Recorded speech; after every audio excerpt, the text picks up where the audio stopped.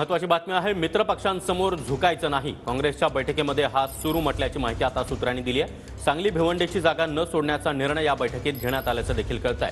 उत्तर आणि पश्चिम मुंबई त्याचबरोबर ईशान्य मुंबईची जागा न सोडण्याचा निर्णय देखील काँग्रेसच्या या बैठकीमध्ये घेण्यात आल्याची माहिती आता मिळतेय।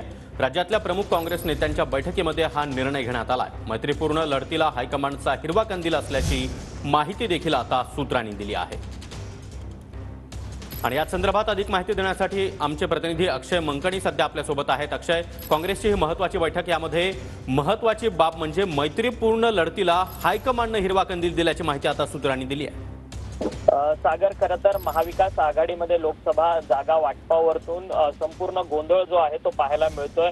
अनेक मतदारसंघांवरती तिन्ही पक्षांनी दावा केलेला आहे। त्यातच भिवंडी असेल, मुंबईतील उत्तर पश्चिम आणि दक्षिण मध्य मुंबई आणि ईशान्य मुंबई आणि सांगली या सगळ्या जागांवरती काँग्रेसकडून दावा ठोकण्यात आलेला आहे। आणि या ठिकाणी काँग्रेसचे पारंपरिक हे बालेकिल्ले आहेत आणि त्या ठिकाणाहून काँग्रेसचा हा खासदार निवडून येऊ शकतो अशी भूमिका जी आहे ती राज्यातील काँग्रेस नेत्यांनी आपल्या वरिष्ठ नेत्यांकडे मांडलेली होती। आणि आज राज्यातील काँग्रेस नेत्यांची बैठक झाली।